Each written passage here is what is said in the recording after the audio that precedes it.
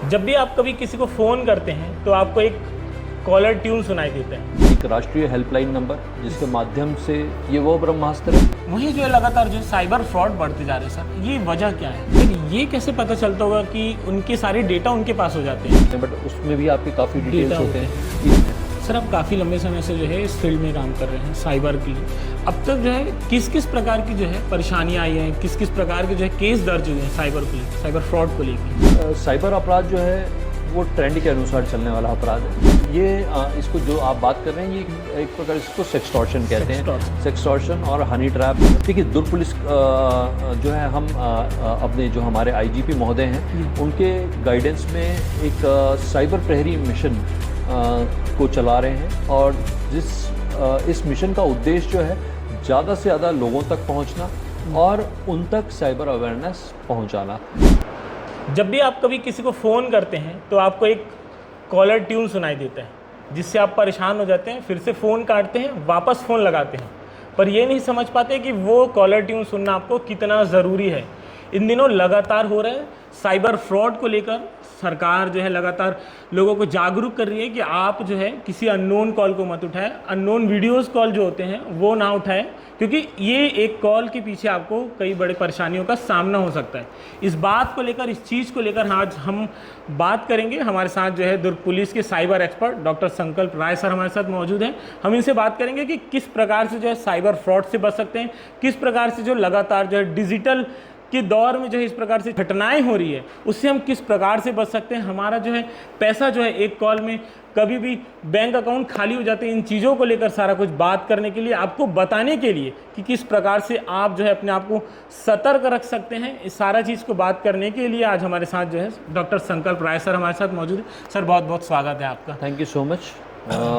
मुझे उम्मीद है आपके चैनल के माध्यम से हम ज़्यादा से ज़्यादा लोगों तक पहुंच पाएंगे। जागरूकता का संदेश जिस मुहिम को लेके आप चले हैं, जिस प्रकार आपने कहा कि कॉलर ट्यून 1930 1930 जिसका मतलब इस आपके पॉडकास्ट, आपके क्वेश्चन आयर इंटरव्यू के दौरान बार बार जिक्र होगा। एक राष्ट्रीय हेल्पलाइन नंबर जिसके माध्यम से ये वो ब्रह्मास्त्र है जिसके माध्यम से यदि किसी व्यक्ति के साथ साइबर अपराध हो गया है, घटित हो गया है, तो उसको किस प्रकार से बचा जाए। तो आई विश आपके क्वेश्चंस जो हैं आपके व्यूअर्स को मतलब समझा सकें, उन तक पहुंच सके, ये नॉलेज उन तक जाए और वो ज़्यादा से ज़्यादा लोग बच सकें साइबर ठगी से। सर इन दिनों लगातार जो है जो केंद्र सरकार जो है डिजिटल की ओर बढ़ावा दे रहे हैं, डिजिटल की ओर आगे बढ़ रहे हैं, वहीं जो है लगातार जो है साइबर फ्रॉड बढ़ते जा रहे हैं। सर ये वजह क्या है? देखिए डिजिटल फ्रॉड होने के बहुत से कारण हैं, जिनमें सबसे प्रमुख कारण जो होता है लैक ऑफ अवेयरनेस, जागरूकता की कमी। जो हम कहते हैं ना कि पहले दौर में लोग लगातार अखबार पढ़ा करते थे, लोग अपडेटेड रहते थे, बट आज की डेट में समाचार जो है माध्यम आपका सोशल मीडिया बना हुआ है।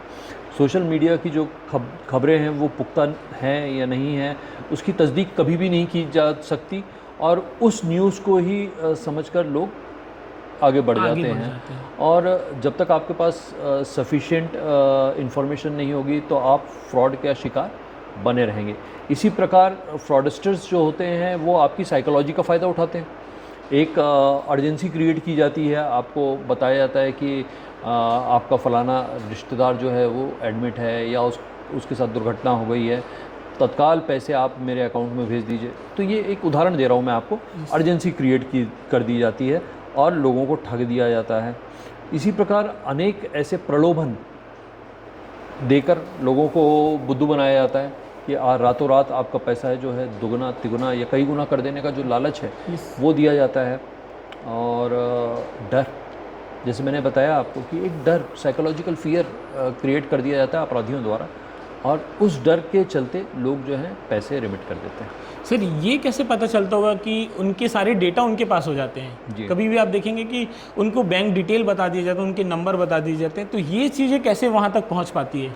क्या कोई कंपनी इसके पीछे काम करती है? देखिए डेटा लीक होने का जहाँ तक सवाल है, कंपनियों से कई बार डेटा लीक हो जाते हैं। कई बार सुनने में आता है कि एक शैक्षणिक संस्था में आप जब एडमिशन लेने जाते हैं तो अनेक ऐसी शैक्षणिक संस्थाएं हैं जो आपको कॉल कर अपने ऑफर्स प्रस्तुत कर देती हैं। ये मार्केटिंग स्ट्रैटेजी का एक तरीका होता है। तो कहीं ना कहीं हो सकता है मैं किसी विशेष की बात नहीं कर रहा हूँ, बट ये आमतौर पर डेटा लीक जो है संस्थाओं से ही होता है। आप कहीं गाड़ी लेने जाते हैं, आपने इन्फॉर्मेशन फिल की और अगले दिन ही आपके पास फ़ोन आने लगता है कि मैं रोड साइड असिस्टेंस RSS से बात कर रहा हूँ और हमने आपके लिए एक पैकेज निर्धारित किया है, और यदि आप वो पैकेज ऑप्ट करते हैं तो आपकी गाड़ी कहीं पे भी डैमेज होती है तो तत्काल आपको सहायता की जाएगी और आपको एक प्लास्टिक कार्ड बना के भेज दिया जाता है। इसी प्रकार अनेक ऐसे उदाहरण हैं। आप कभी एक शॉपिंग मॉल जाते हैं तो वहाँ आपको 2 लोग आके मिलते हैं और वे आपसे 2 नाइट्स 3 डेज़ हॉलीडे की बात करेंगे या कोई ऐसा अट्रैक्टिव पैकेज की बात करेंगे और बदले में केवल आपसे आपकी कुछ जानकारियाँ लेते हैं। ये वही डेटा है जो लीक हो रहा है। इसके अलावा आप पेट्रोल पंप पे जाइए, आपको ऐसे और लोग मिलेंगे जो आपको क्रेडिट कार्ड, डेबिट कार्ड, इस तरह की चीज़ों को प्रलोभन देंगे, हॉलीडे स्टे। तो आप उनके पास डायरेक्टली इनडायरेक्टली चाह के ना चाह के आप उनको डेटा दे देते हैं और ये वही डेटा है जिस पे आपको वो किया जाता है। इसी प्रकार जब कई बार जो शॉपिंग वेबसाइट्स होती हैं, जब आपको पार्सल भेजे जाते हैं बिना जानकारी के, आप कई बार अपना जो पार्सल बॉक्स है वो मतलब जो यूज़ बॉक्स होता है उसका आप थ्रो अवे कर देते हैं, बट उसमें भी आपके काफ़ी डिटेल्स होते हैं। इसी कई चीज़ें, जैसे अब कोई नया वाहन खरीदा है उसकी स्क्रीन पे आपका एक QR कोड मेंशन होगा, एक बार कोड मेंशन होगा जिसमें आपकी बहुत सारी इन्फॉर्मेशन रहती हैं।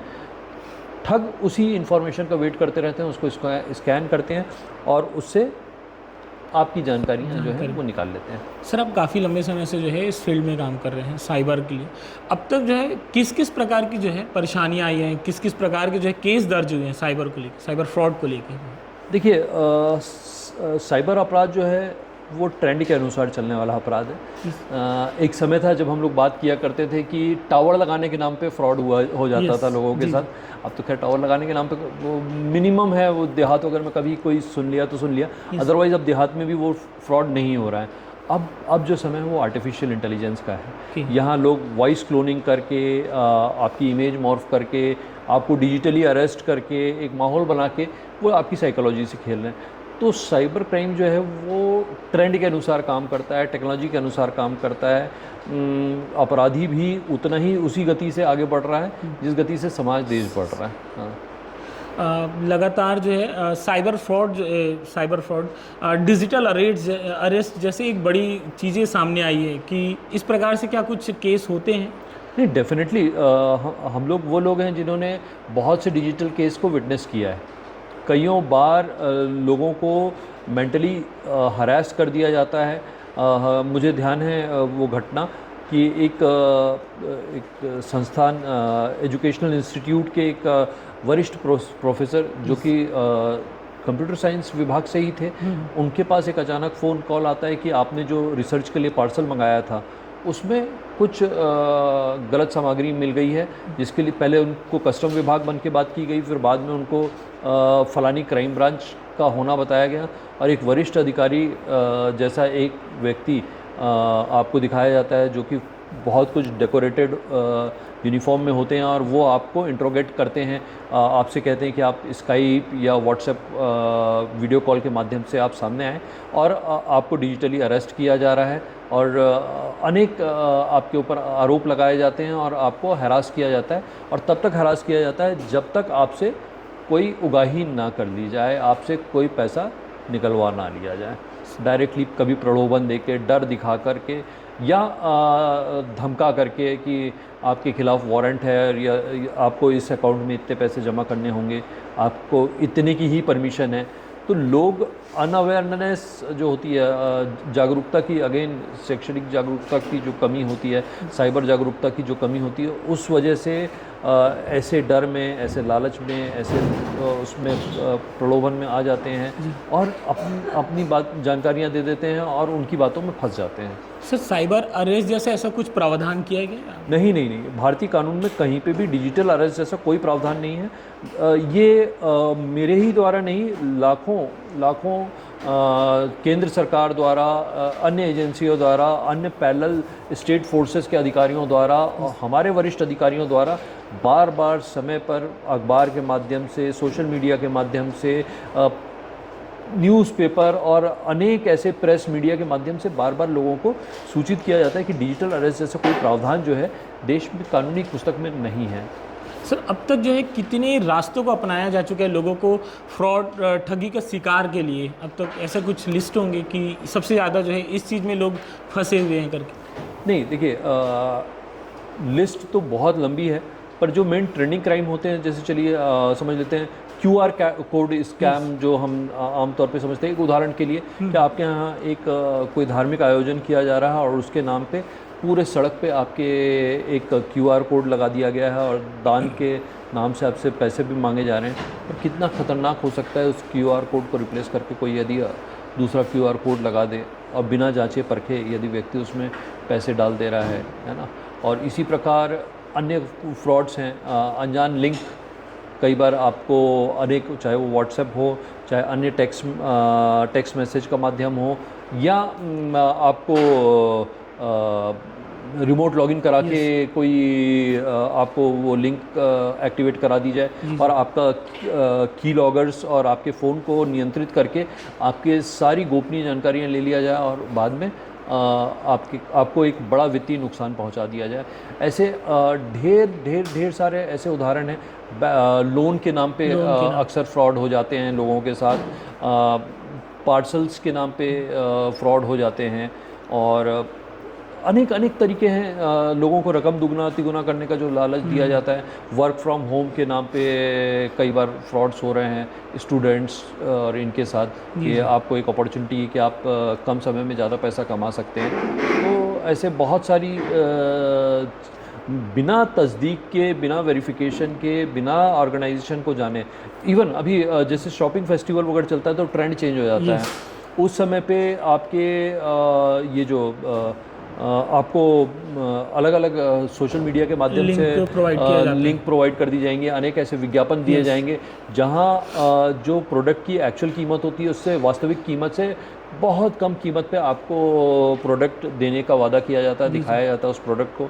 OLX पे ऐसे कई फ्रॉड हैं जहाँ पैरामिलिट्री या अन्य फोर्सेस का फेक आइडेंटिटी कार्ड दिखाया जाकर आपके साथ ठगी कर दी जाती है। लिस्ट बहुत लंबी है।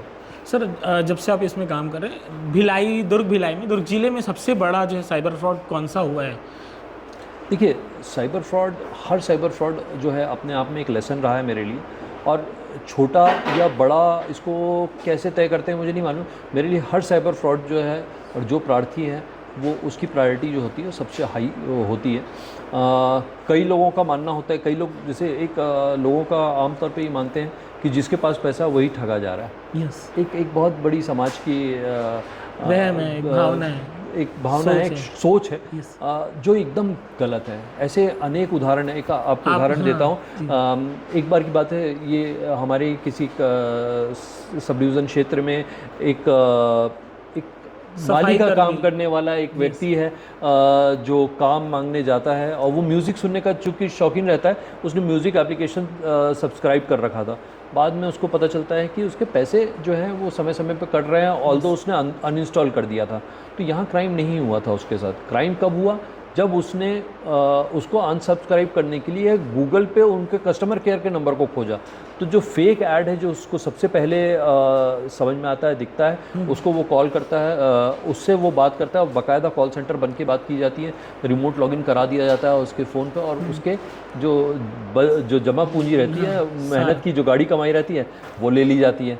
इसी प्रकार एक हमारे साथ एक केस आया था जिसका जिक्र आप कर रहे थे। एक सफाई कर्मचारी, एक महिला सफाई कर्मचारी जो झाड़ू लगाती है, लिटरली वो महिला परेशान होती है कि उसको फ़ोन करके उसके 3,000 रुपये ठग लिए गए।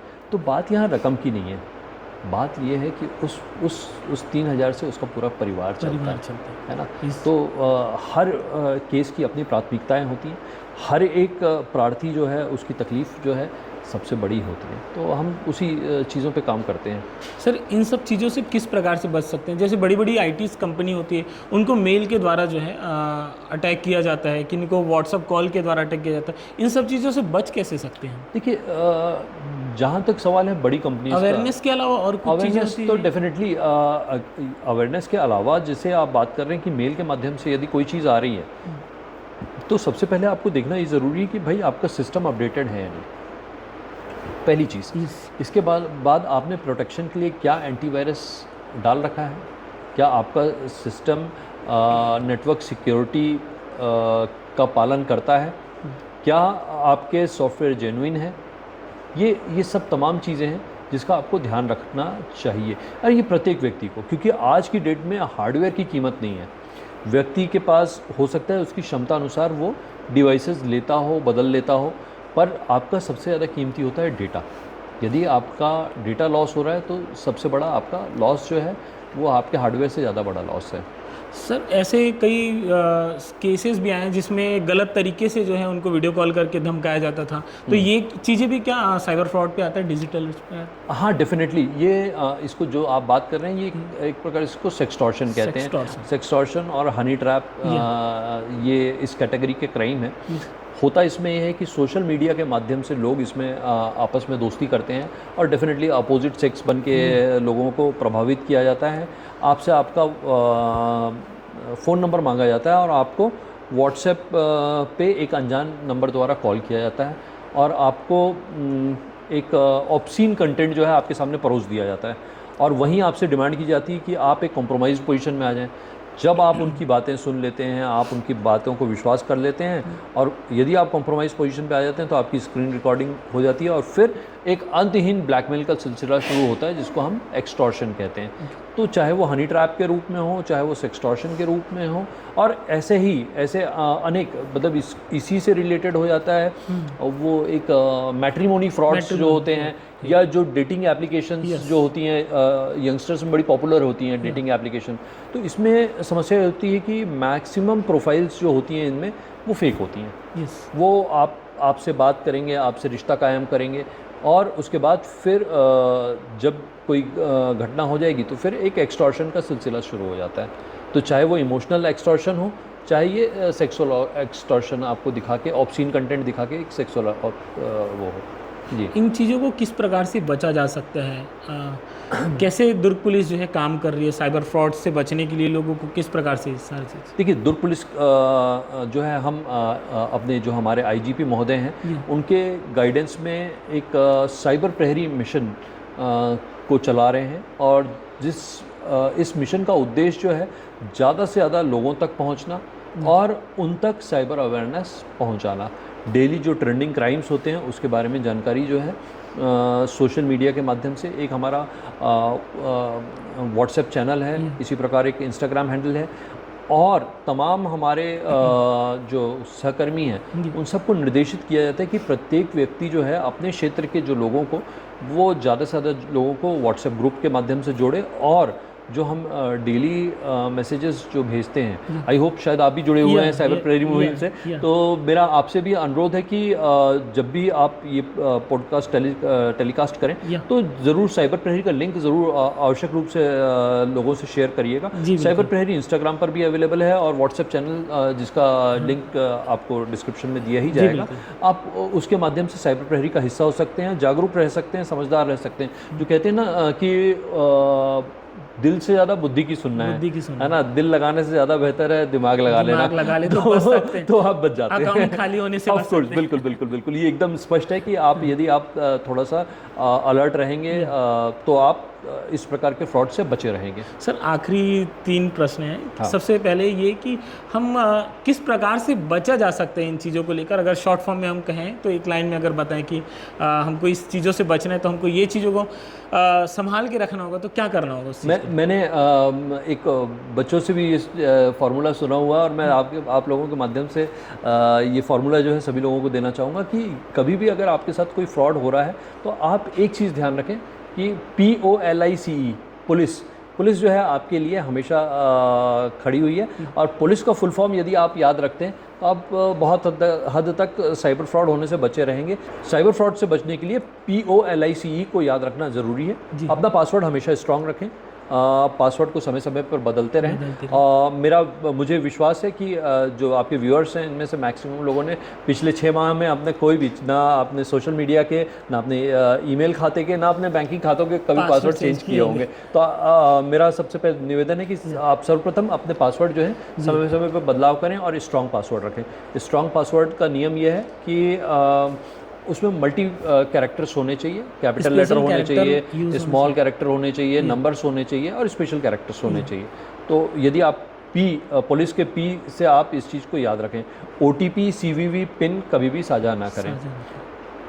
L अनजान लिंक, अनजान वीडियो कॉल्स को कभी भी इंटरटेन ना करें। I अपनी आइडेंटिटी को गोपनीय रखें।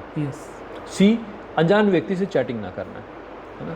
E इमरजेंसी नंबर 1930 का हमेशा स्मरण रखें, ध्यान रखें। यदि आपके साथ कभी फ्रॉड हो जाता है तो 1930 पे तत्काल कॉल करें और अपना बचाव करें, अपनी समस्या वहाँ पे नोट कराकर साइबर जो टीम है उनको अवगत कराएं। यदि लाइन कभी कभार बिजी आती है और यदि आप टेक्निकली अपग्रेड हैं तो आप चाहें तो cybercrime.gov.in, cybercrime.gov.in पर भी जाकर, इस राष्ट्रीय पोर्टल पर भी जाकर अपनी साइबर शिकायत दर्ज कर सकते हैं। ये बहुत महत्वपूर्ण है। इस मैं चाहूँगा कि इसका ज़्यादा से ज़्यादा प्रसार करें आप। ये चीज़ें पुलिस की सबसे बड़ी परिभाषा आपने जो बताया कि POLICE इसका, और ये है लास्ट प्रश्न ये कि कितना मज़ा आता है इसमें काम करने में, लोगों को हेल्प करते हैं, फ़ोन गुम हो जाते हैं उस चीज़ों को ट्रैक करके आप दिलाते हैं, कितना मज़ा आता है इस चीज़ में? देखिए मैं थोड़ा सा लोगों से जुड़ा हुआ व्यक्ति हूँ। मज़ा नहीं कहूँगा मैं इसे, मैं एक्सपीरियंस कहूँगा। अनुभव डेफिनेटली बहुत ज़्यादा बढ़ता है। आप नए नए प्रकार के फ्रॉड्स देखते हैं, उनका ट्रेंडिंग क्राइम्स को समझते हैं। आप यदि अपडेट रहते हैं और सामने वाले को अपराध होने से बचा लेते हैं तो एक अलग लेवल का सेटिस्फेक्शन आपको अचीव होता है और आप समाज के वो प्रतिनिधि हैं जो डायरेक्टली किसी व्यक्ति की मदद कर पा रहा है। तो इससे बड़ा सुख या इससे बड़ी खुशी किसी व्यक्ति को नसीब होगी, मुझे डाउट होता है। और रही बात, जैसे अभी एक बहुत इंपॉर्टेंट बात आपने कही कि यदि किसी व्यक्ति का मोबाइल गुम जाता है तो हाँ, ये इसके लिए अगेन मैं ये कहूँगा बहुत बड़ी चीज़ है। आपके तीसरे प्रश्न जो है वो शायद मिक्स हो गया इससे, अब मैं समझ सकता हूँ। बट इस चीज़ के लिए हमेशा ध्यान रखें, यदि आपका मोबाइल डिवाइस गिर जाता है, गुम जाता है, चोरी हो जाता है, टूट जाता है, जो भी है, आप सर्वप्रथम जाएं थाने में, उसकी एक शिकायत दर्ज कर लें, उसकी एक रिसीविंग ले लें। सेकंड, आप जाके उसका सिम इशू करवा लें, उस जो पावती आपको थाने से मिली हुई उसके बेसिस पे आपको इमीडिएटली जो टेलीकॉम सर्विस प्रोवाइडर है आपके सिम आपको दे देगा। नई डिवाइस में उसको एक्टिवेट कर लें। यदि आपकी SMS सर्विस शुरू हो जाती है तो तत्काल आप sancharsaathi.gov.in पर जाकर अपने डिवाइस को ब्लॉक एंड रिपोर्ट कर सकते हैं, जिसमें होगा ये कि आपका डिवाइस का डेटा जो है वो मिसयूज़ नहीं होगा। और यदि आपका डिवाइस मिल जाता है तो आप तत्काल वहाँ से आप इसको ओपन भी कर सकते हैं। सर, अगर एक चीज़, ये प्रश्न है, 2024 में अब तक कितने फ़ोन घूमे और कितनी सफलता मिली कि हम इतने फ़ोन जो है लोगों को दिला पाए हैं? देखिए, ये टाइम टू टाइम मुहिम चलती रहती है और जैसे जैसे फ़ोन मिलते हैं हमारी कोशिश रहती है कि लोगों को उन तक तत्काल पहुंचा दिए जाए, है ना।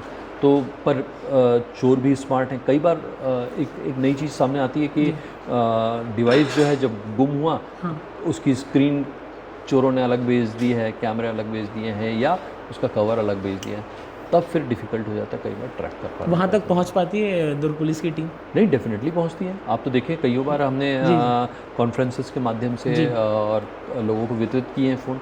एक लास्ट प्रश्न है, कुछ टास्क आया आपके पास कि ये चीज़ें हो चुकी है, साइबर फ्रॉड हुआ, फ़ोन गुम हुआ, तो आपकी टीम किस प्रकार से काम करती है?